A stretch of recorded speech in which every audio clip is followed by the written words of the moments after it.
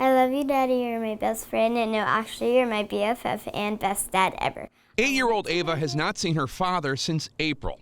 Today, she's ready to welcome him home with a handwritten card and gifts. I got this at the thrift store. Ava's grandmother, Carlene, is excited too, but also a little nervous. Daddy. Daddy. Today's the day her son Drake comes home from jail. What is correction facility? Correction facility? Like where he's at right now. Drake has struggled with opioid abuse for more than a decade. His mother says it all started with painkillers after a dentist's appointment. About 5 years ago, my son escalated on up to heroin. I just was in disbelief and thought never my son would be a heroin addict. Ava's mother is regrettably out of the picture with a long arrest record herself. I love you. I love you too. Eventually, Carlene took custody of her granddaughter to help give her a better future. I knew she needed a stable environment, that going into a foster care system would be difficult to be able to see her parents, as I've allowed her to see them. Now, like millions of children caught up in America's opioid crisis, Ava's trying to cope with her dad's addiction as best she can, even appealing directly to him for answers. So first I asked, why do you take the drugs? And he says, I take them when I'm mad about something. And I'm like, what are you mad about? And he just doesn't tell me. President Trump declared the opioid crisis a national emergency on August 10th, but he has yet to formally sign or send that declaration to Congress. No signature means no financial aid. On the local level, city councilmen and sheriffs here in Ohio have offered cost-cutting scare tactics, hoping to rid their towns of trouble. Ava has the love of her grandmother, frequent father-daughter phone calls, and a counselor to help her better understand her circumstances. Still, she hopes today will be a turning point for her and her family. It keeps on not stopping.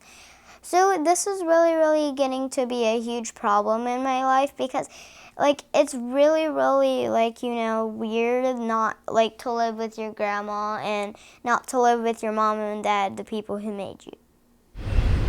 Grandparents across the country, such as Carlene, continue to hold their families together, seeking out treatment programs and raising grandchildren as their own.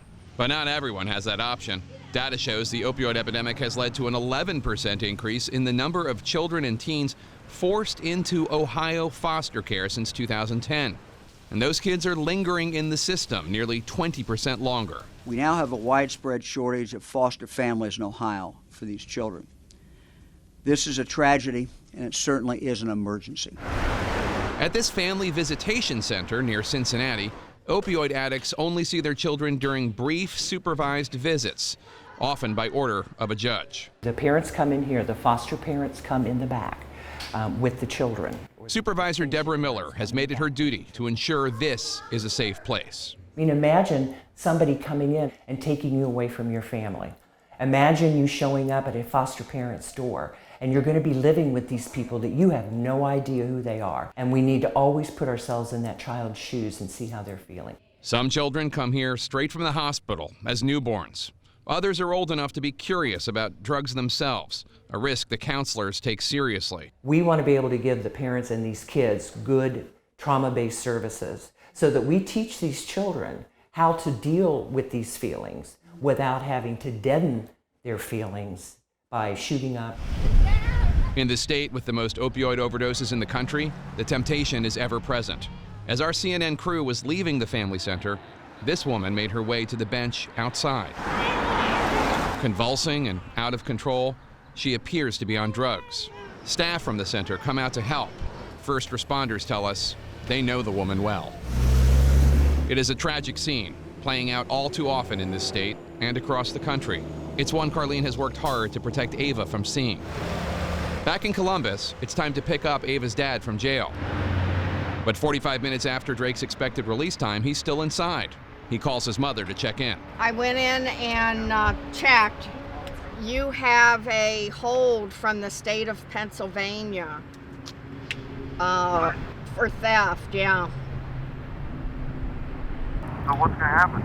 Well, they said you wouldn't be getting out today, that if Pennsylvania doesn't want to come and get you, that it would be a couple days before you would get released. What is it, a felony? They just said it was a theft. Carlene says drugs have led her son to do a lot of uncharacteristic things. Now a theft across state lines leaves his future uncertain. All right, well, I don't know what to do, so guess just wait. Yeah, just wait and see. I'll call you later, all right? All right. I love you. Don't be too sad. We love you too. All right, Okay. Bye. bye. Daddy's not going to be getting out today, okay? But that's part of, But how many days will he be in? I don't know, honey. But that's just part of, when Daddy was using drugs, what happened? See what happens when you're on drugs and you don't make good choices? It's okay. It's okay to cry. Okay?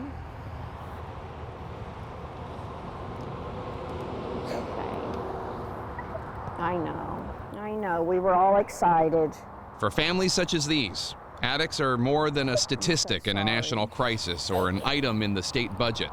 I'm so sorry. They're loved ones in need of long-term solutions. Grammy's sorry, baby. Okay?